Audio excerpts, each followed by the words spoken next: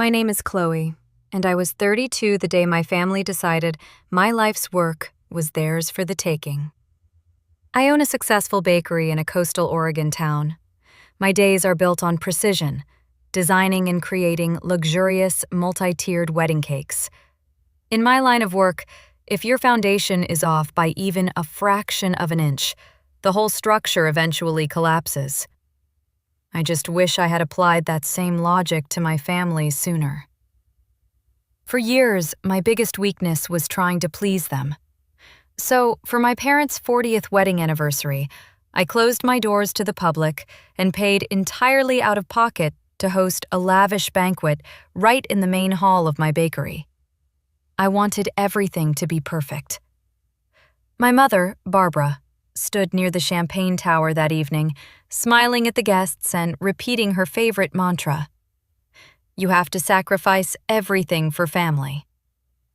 I nodded, smiled, and made sure her glass was full. I didn't know yet that the only sacrifice they had in mind was me, and the business I had built with my own two hands. Before we get back into the story, if you are new here, please take a moment to subscribe. It helps the channel more than you know. And while you are at it, drop a comment telling me where you are watching from and what time it is where you are. I love reading those and seeing how far our community reaches. Now, let me take you back to the exact moment my family executed their plan. The evening of my parents' 40th anniversary was, to the untrained eye, a flawless success. The main hall of my bakery had been transformed. I had spent 3 days constructing the centerpiece, a 4-tier Madagascar vanilla bean and raspberry entremet cake, wrapped in an intricate lattice of tempered white chocolate and adorned with hand-painted sugar orchids. In the bakery world, a cake like that retails for over $3,000. For my parents, it was a gift. It was my way of speaking their language, of showing them that my business, the one they often dismissed as a cute hobby, was capable of producing absolute luxury. It was 8:45 p.m. The speeches were scheduled for 9 p.m. I was standing near the kitchen double doors, watching the room, scanning for empty glasses or unhappy guests. That is when my sister Megan made her move. She was wearing a floor-length emerald gown, holding a glass of Pinot Noir. She walked purposefully toward the cake display table in the center of the room. Later, when I watched the security footage back, I would notice that she wasn't looking at the guests or the cake. She was looking at the floor, calculating her steps. Suddenly, her ankle gave way in an exaggerated twist. She lunged forward, throwing her hands out. She didn't try to catch her balance. She aimed. Her right arm slammed directly into the side of the cake table, and her hand caught the edge of the silver display board. The entire structure shifted. The top 2 tiers, heavy with buttercream and dense sponge, toppled backward. The sound of smashing sugar glass and heavy cake hitting the polished hardwood floor silenced the entire room. The string quartet stopped playing. For 3 seconds, there was absolute, suffocating silence. Then, my mother shrieked. Megan sat on the floor, clutching her ankle, putting on a performance worthy of a daytime soap opera. "Oh my God, Chloe, I'm so sorry! I just tripped!" she wailed, hiding her face in her hands. My brain didn't process the betrayal then. It only processed the crisis. I am a professional.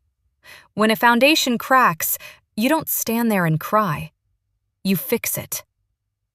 I assessed the damage from across the room. The bottom 2 tiers were still on the table, though the back half was crushed. The top half was a total loss on the floor. I looked at the clock. 8:47 p.m. I had exactly 13 minutes before my father was scheduled to give his toast, and he needed a cake to cut. "Don't touch it," I commanded, my voice cutting through the rising murmur. I grabbed a rolling cart, slid the surviving bottom half of the cake onto it, and pushed it through the swinging doors into the commercial kitchen. I was completely isolated in the stainless steel sanctuary of my kitchen. I threw on an apron, grabbed a massive piping bag of Swiss meringue buttercream, and went to work. My hands moved entirely on muscle memory. I was scraping off the ruined sections, re-icing the raw edges, and using extra sugar flowers to hide the structural damage. I was so focused on saving the family's magical evening that I didn't hear the door to my private office open down the hall. My office was always locked during business hours, but tonight was a private family event. The building was supposed to be safe. I had left the door unlocked. Worse, my main terminal was awake. Before the guests arrived, I had been reconciling the month's vendor invoices. My accounting software was open, logged in, and unprotected by a password screensaver. While I was frantically piping rosettes to cover Megan's sabotage, my brother-in-law, Travis, slipped away from the commotion in the main hall. He walked down the quiet back corridor, pushed open my office door, and sat in my chair. In less than 4 minutes, Travis navigated to the wire transfer portal. He created a new vendor profile, a shell company with a vague, corporate-sounding name. He generated a fictitious invoice for a delivery of exclusive European baking equipment and authorized an immediate, expedited transfer. The amount was $65,000. It was nearly all of my operating capital. He hit confirm, closed the browser window, and walked back out to the party. By the time I wheeled the salvaged, now 2-tier cake back into the dining room at exactly 9 p.m., Travis was standing next to Megan, wrapping a comforting arm around her shoulder. He looked right at me, raised his champagne glass, and smiled. I had saved the cake, but I had just lost my bakery. I woke up the next morning at 4:30 a.m., just like I do every single day. In the bakery business, you don't get to sleep in, even if you hosted a massive family event the night before. I made a pot of black coffee, tied my hair back, and sat at my kitchen island to run the morning reconciliation. By 5 a.m., my inbox is usually full of quiet, predictable confirmation emails from my suppliers. It's a rhythm I rely on, a sign that the machinery of my business is working. Instead, that morning, my inbox was full of flashing red sirens. 3 separate automated emails from my business bank stared back at me. Transaction declined. Insufficient funds. My scheduled payment to the dairy cooperative in Tillamook for 300 gallons of heavy cream. Bounced. My invoice for 400 pounds of unbleached winter wheat flour. Declined. My quarterly payment for the imported French butter I use for my laminations. Rejected. I didn't panic immediately. I assumed there was a simple banking error. I opened my laptop and logged securely into my business portal. The balance on the screen wasn't just low. It was completely decimated. The ledger showed a single, massive outgoing wire transfer processed at 8:48 p.m. the night before. The amount was $65,000. The recipient was listed as Apex European Baking Solutions, LLC. I had never heard of them. I hadn't authorized it. And then I looked at the timestamp. 8:48 p.m. The exact minute I was isolated in the commercial kitchen, frantically piping buttercream to save the anniversary cake. The exact minute my private office was empty and my terminal was unlocked. If you have ever discovered a betrayal so deep that it temporarily stops your breathing, drop a comment below and tell me how you handled those first few minutes. Did you scream? Or did you go completely cold? I went cold, because anger doesn't recover stolen funds. Action does. I didn't scream. I didn't throw my coffee mug against the wall. I simply printed the bank ledger, placed it neatly into a manila folder, and drove straight to my parents' suburban house. They were hosting a post-anniversary brunch. The driveway was packed with cars. When I walked through the front door, the heavy smell of frying bacon and cheap mimosa hung in the air. My mother, Barbara, was holding court at the head of the dining table. Megan and Travis were sitting close together, laughing loudly at a video on Travis's phone. I walked right up to the table, ignoring the fact that they hadn't bothered to set an empty chair for me. I opened the manila folder and slid the printed bank statement directly over Travis's plate. "You have exactly one chance," I said, keeping my voice entirely level, "to explain why $65,000 left my operating account from my office terminal last night, or my next stop is the police precinct." The room went dead silent. The clinking of silverware stopped. Travis didn't look panicked. He didn't even have the decency to look ashamed or caught off guard. He casually picked up his mimosa, took a slow sip, and smiled. It was a brazen, arrogant smirk that I will never forget. "Relax, Chloe," he scoffed, leaning back in his chair and waving his hand dismissively. "It's a short-term loan. I moved it into a high-yield crypto investment pool. The market is about to spike next week. In 6 months, I'll put your little bakery money back, and the rest of us are going to be millionaires. You should be thanking me. Your money was just sitting there in a checking account doing absolutely nothing." I stared at him, letting the sheer, unadulterated audacity of his confession hang in the air. "It was my operating capital," I said quietly, refusing to match his casual tone. "It pays for the flour, the rent, and the payroll for 12 hard-working employees. Without it, my business goes into default by Friday. You didn't borrow it. It is grand theft." That is the exact moment my family made their choice. They didn't choose the daughter who had supported them, baked for them, and hosted them. They chose the illusion. My mother slammed her hand on the dining table, rattling the crystal glasses. "How dare you use that word in this house?" she snapped, her face flushing red. "He is your brother-in-law. Family helps family. You have a successful business, Chloe. You can afford to wait a few months while Travis builds a future for your sister." Megan chimed in, crossing her arms defensively. "You're always so obsessed with your stupid cakes and your money.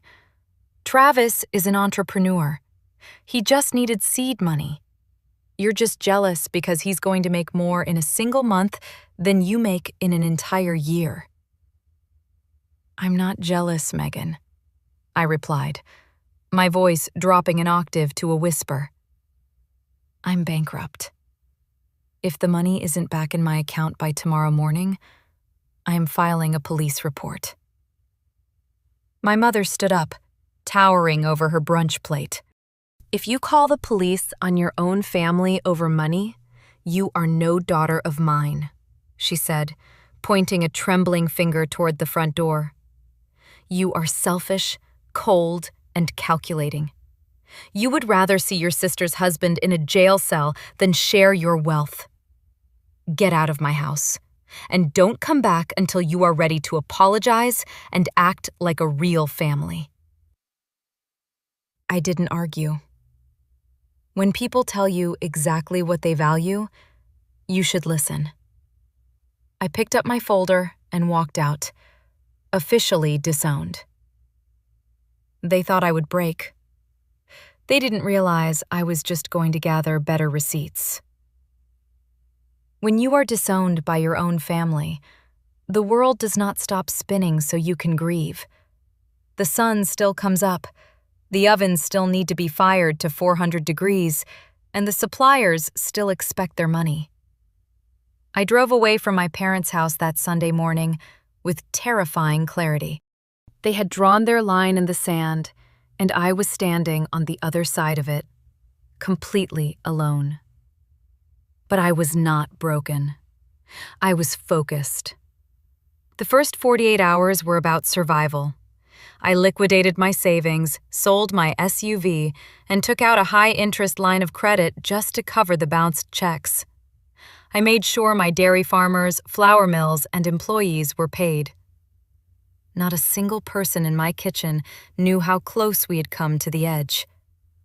A good owner absorbs the panic so her team doesn't have to. But I was not letting Travis walk away with my life's work. I knew that walking into a police precinct with just a printed bank ledger and a story about a family dispute would get buried in bureaucratic red tape. They would label it a civil matter. I needed undeniable, razor-sharp proof. I needed to hand the detectives a fully built case. So instead of crying, I hired Elias, a private cybersecurity investigator and forensic accountant who charged a premium I couldn't afford, but whose expertise I desperately needed. We sat in my bakery after hours, the smell of proofing yeast heavy in the air, while he connected his encrypted laptop to my network. People who steal from family are rarely criminal masterminds, Elias told me, his fingers flying across his keyboard. They are usually arrogant, sloppy, and convinced they will never be challenged. Travis was the poster child for arrogance. It took Elias less than 3 hours to untangle the web. The shell company wasn't some sophisticated offshore entity. It was an LLC registered to Travis's old college roommate.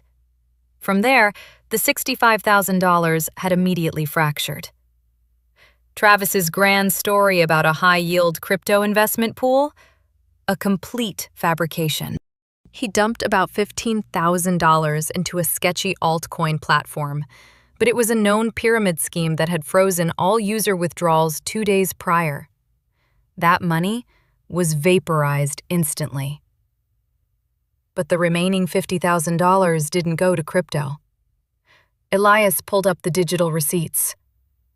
$25,000 had been wired to a luxury car dealership in Portland as a down payment on a brand new sports Porsche.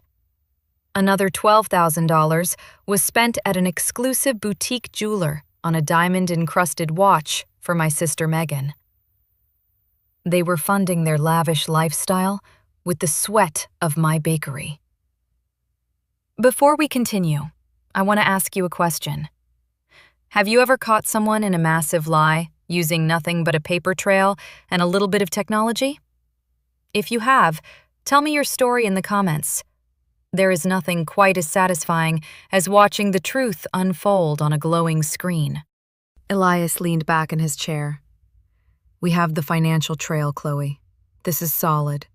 But a defense lawyer might try to argue that you authorized the transfer for his business venture and only got mad when he spent it poorly. We need something that proves malicious intent at the exact moment of the theft. I looked up at the corner of my office. Will video do? I asked quietly. A year ago, I had a security company install a discreet dome camera in my office. It was small, silent, and blended perfectly into the ceiling tiles. I had honestly forgotten it was even there, and clearly, so had Travis. It beamed directly to a secure cloud server. We logged into the security portal and pulled up the footage from the night of the anniversary party. 8:46 p.m. The door opens. Travis slips inside, looking over his shoulder.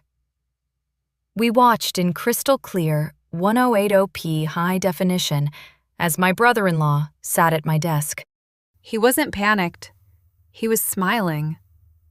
But the most shocking discovery wasn't watching him type in the fraudulent wire transfer. It was what he did next. Before hitting the final confirm button to drain my account, Travis pulled his smartphone out of his tuxedo jacket. He opened his messages and began texting. Elias zoomed in on the footage, enhancing the angle of the screen. We couldn't read the exact words on the phone from the camera's height, but the contact name at the top of his screen was perfectly legible. He was texting Megan, my own sister. At the exact moment he was stealing my livelihood, they were communicating. The illusion of my sister's innocent clumsiness shattered in an instant. I realized then that my foundation hadn't just cracked, it had been rigged with explosives from the inside. Elias hit the spacebar, pausing the security footage. In the quiet, dimly lit office of my bakery, the only sound was the low hum of the commercial refrigerators down the hall.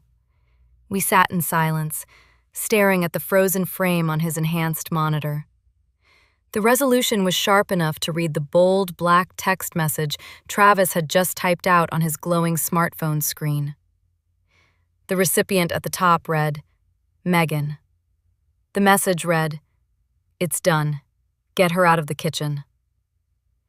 In the baking world, we have a term called structural integrity. When you build a 4-tier wedding cake, you use hidden wooden dowels and sturdy cake boards to support the heavy layers of sponge and buttercream. If a cake collapses, it is almost always an accident. A bump to the display table, a sudden shift in room temperature, a weak foundation. But as I stared at that text message, I realized the collapse of my parents' anniversary cake had absolutely nothing to do with gravity or clumsy footwork. It was a controlled demolition. My sister, the person I had shared a bedroom with for 14 years, the woman who knew all my childhood secrets, hadn't tripped on the hem of her emerald gown. She had calculated the angle, braced her arm, and intentionally destroyed hundreds of dollars and hours of my painstaking labor. Why? Because she needed a diversion. She needed to create a crisis massive enough to pull me out of the main hall, clear the corridor, and trap me in the commercial kitchen for at least 10 minutes. She cold-bloodedly staged that entire spectacle to give her husband the exact window he needed to walk into my office and drain my operating account. They had planned it together. They had looked me in the eye, drank my champagne, and celebrated my parents' marriage while actively executing a heist on my livelihood. And the grand prize? A down payment on a sports Porsche and a diamond-encrusted watch. Before we go any further, I want to ask you something. Have you ever been betrayed by someone you thought you knew inside and out?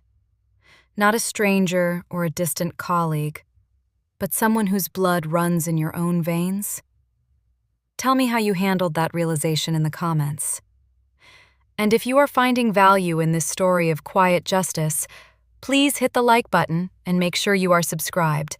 It helps our community grow. The betrayal hit me like a physical blow to the chest, but I refused to cry. Crying is an emotional response to an emotional problem. I didn't have an emotional problem anymore. I had a systemic failure that needed to be audited, documented, and corrected.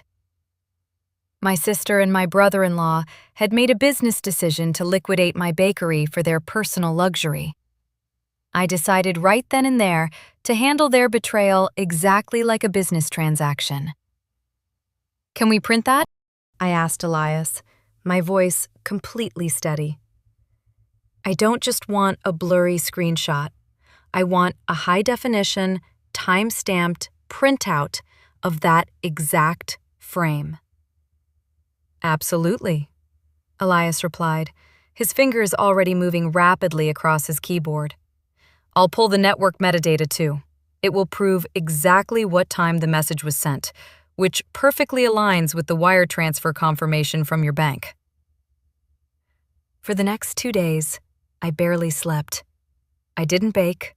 I didn't answer my mother's passive-aggressive text messages demanding that I apologize to Travis for my outburst at Sunday brunch.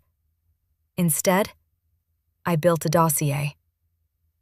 I went to a premium office supply store and purchased 5 thick black leather-bound presentation folders, the kind corporate lawyers use for closing major acquisitions.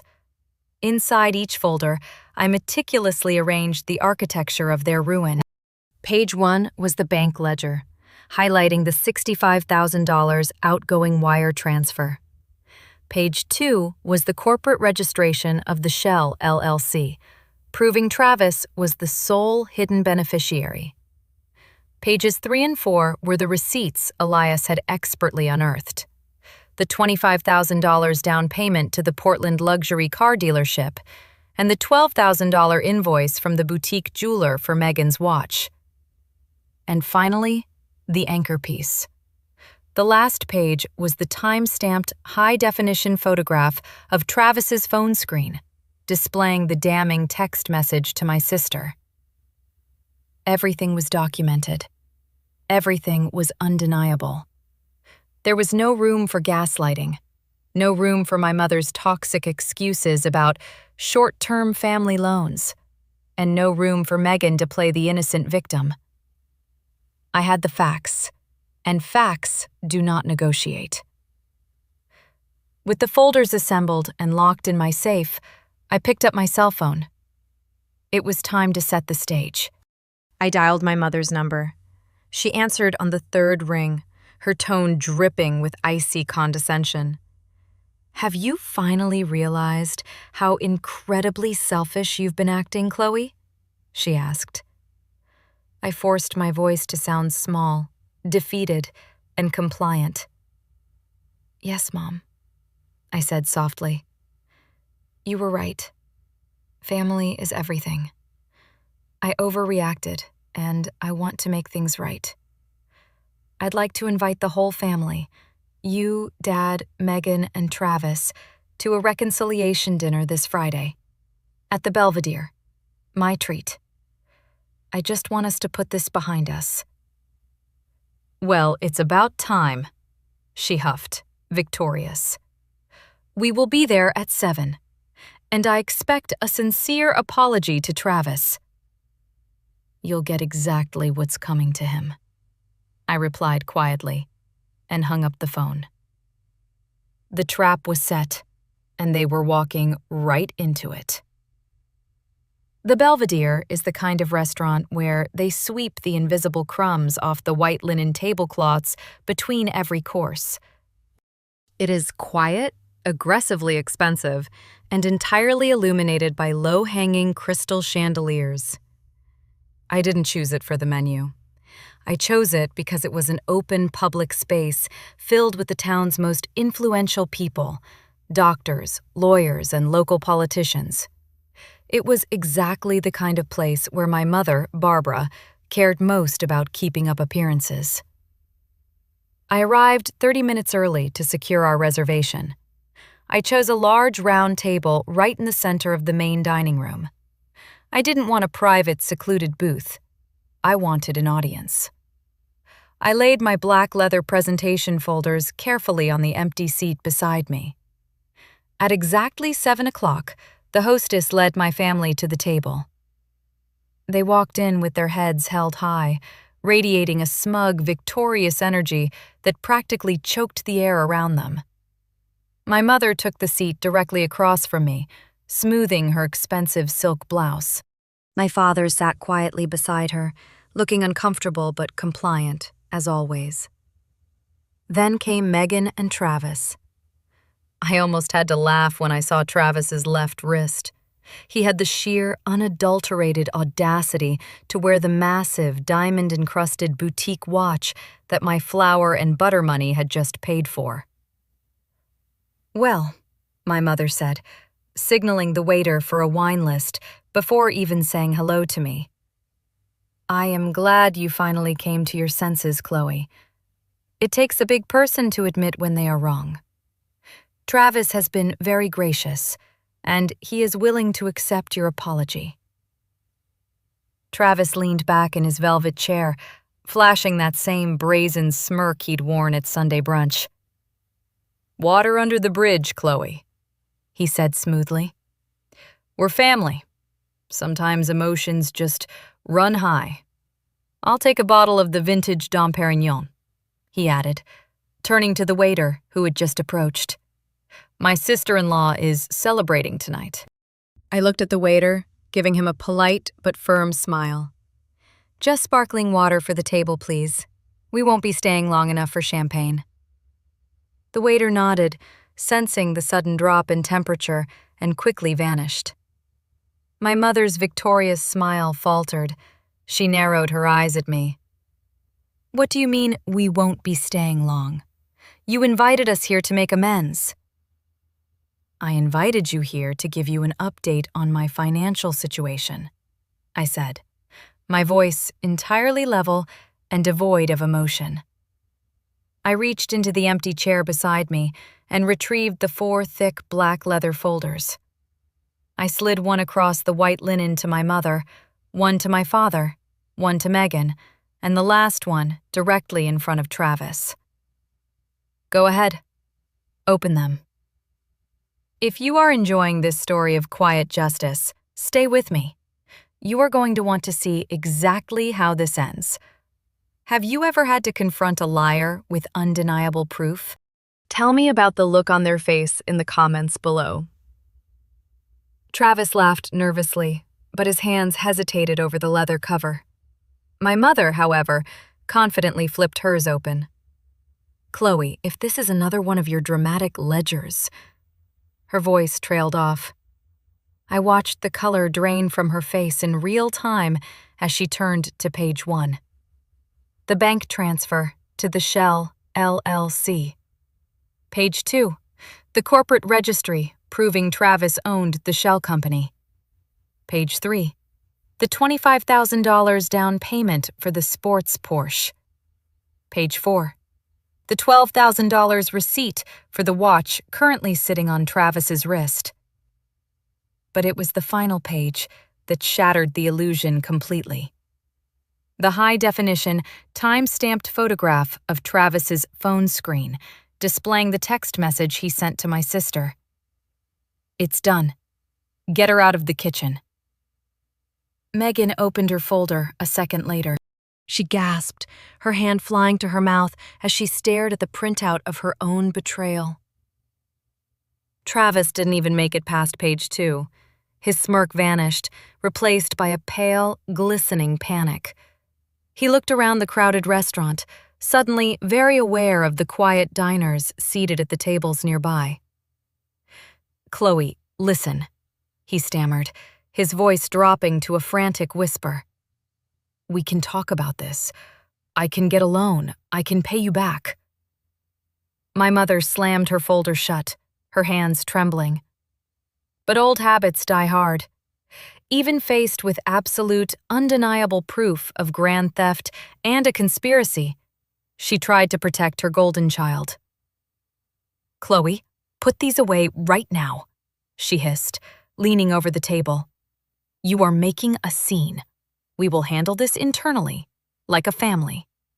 You are not going to ruin your sister's life over money. I didn't ruin her life, I replied softly, sitting perfectly still.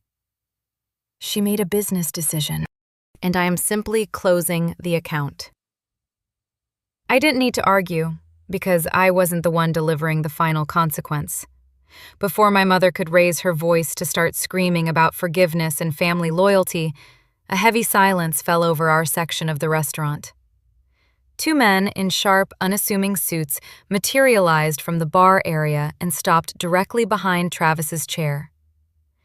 They were Detectives Miller and Vance from the Financial Crimes Unit. I had handed them my duplicate folders 3 hours earlier. Travis Vance? Detective Miller asked, his voice booming through the quiet dining room. Travis froze. He slowly turned his head, his eyes wide with absolute terror. Yes? Stand up, please. You're under arrest for grand theft, wire fraud, and conspiracy to commit fraud. The metallic click-clack of the handcuffs locking around Travis's wrists echoed like a gunshot in the hushed restaurant. Every single patron in the Belvedere stopped eating. Forks were lowered. Wine glasses were set down. The town's elite watched in absolute shock as my arrogant brother-in-law was hauled to his feet. Megan lost her mind. She abandoned her carefully crafted image and started shrieking, grabbing at the detective's arm. "You can't take him! He didn't do anything! Chloe, tell them to stop! Tell them it was a loan!" She screamed, tears streaming down her face, her emerald necklace glittering under the chandeliers. "Ma'am, step back or you'll be joining him for obstruction," Detective Vance warned sharply. Megan shrank back, sobbing into her hands. My mother was paralyzed, her mouth opening and closing as she watched her perfect, wealthy son-in-law being frog-marched out the front doors of the most expensive restaurant in town. I didn't shout. I didn't gloat. I calmly stood up, placed a $50 bill on the table for the sparkling water, picked up my purse, and walked out.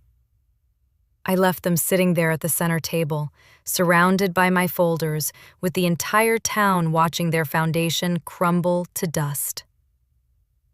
When the heavy glass doors of the Belvedere closed behind me that night, the ocean air of the Oregon coast felt entirely different. It was crisp, clean, and completely devoid of the suffocating tension I had carried for weeks. I didn't wait around to see the squad car drive away with my brother-in-law securely in the back seat. I didn't wait to hear my mother's inevitable, frantic attempts to bargain with the detectives, or my sister's hysterical, crumbling excuses.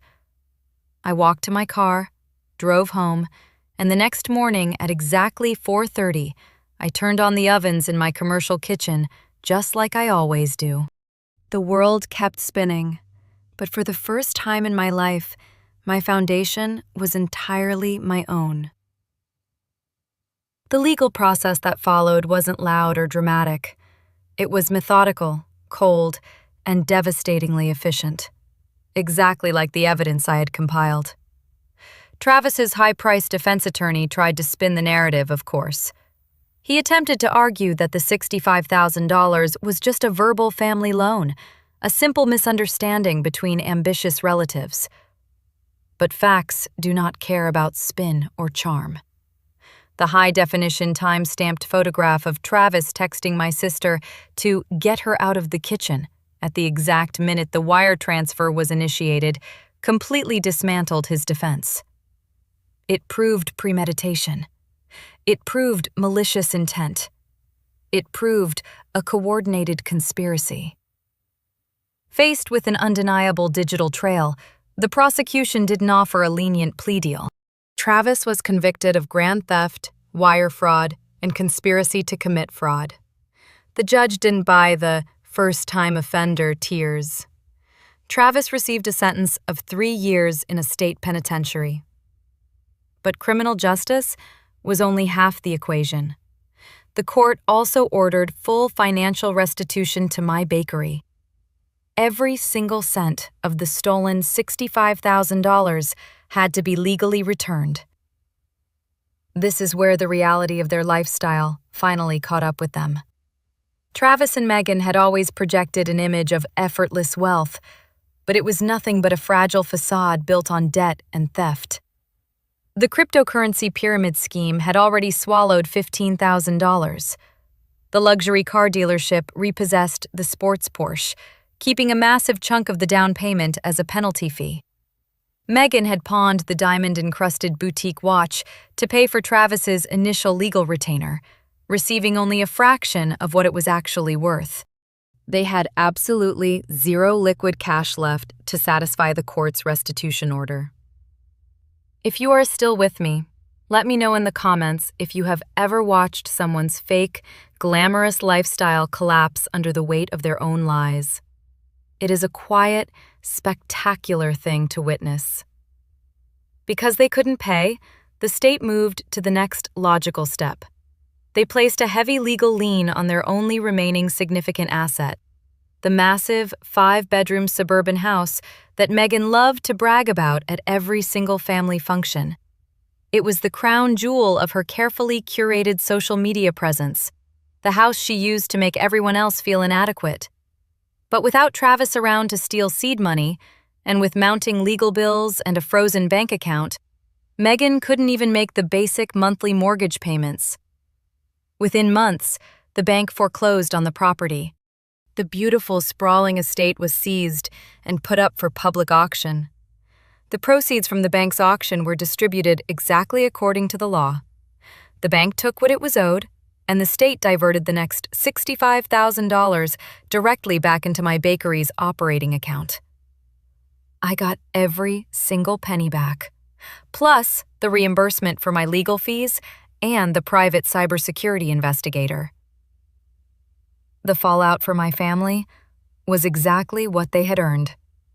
With no husband, no money, and no sprawling estate to show off, Megan was forced to pack up her remaining designer clothes and move back into our parents' house. But she didn't get the master suite. She had to move into the cramped 10 by 10 guest bedroom at the back of the hallway. My mother, Barbara, who had so loudly proclaimed that you have to sacrifice everything for family, finally got her wish. She now gets to sacrifice her peaceful retirement to financially support her bankrupt, accessory-to-fraud daughter, while her golden son-in-law sits in a jail cell. I haven't spoken to them since the night at the restaurant. I didn't block their numbers out of anger. I blocked them because they are no longer relevant to my business or my peace of mind. Without the constant, toxic drain of their demands and their manufactured crises, my life became incredibly quiet and wildly successful. I poured all my energy back into my art. I developed a new line of intricate, sculpted sugar paste designs that caught the attention of luxury event planners across the Pacific Northwest. Within the following year, my bakery didn't just recover, it thrived. We doubled our profit margins, expanded our commercial kitchen space, and hired 3 new assistant pastry chefs. When you build a multi-tiered cake, the foundation has to be perfectly level, solid, and capable of bearing immense weight. If you build on a weak structure, it doesn't matter how beautiful the decorations are, it will eventually collapse. I spent 32 years trying to build a life on the fragile, toxic foundation of my family's approval. The day they intentionally destroyed my anniversary cake was the day I finally let that old structure fall. The foundation I stand on now is built entirely on my own hard work, my own truth, and my own quiet justice. And it has never been stronger. That is my story. A ruined anniversary cake, a hidden camera, and a stack of black leather folders that balance the scales. If you have ever been the one expected to sacrifice your own success to keep toxic family members comfortable, let this be your sign to stop. You do not owe them your livelihood. Protect your peace, keep your receipts, and let the facts do the talking.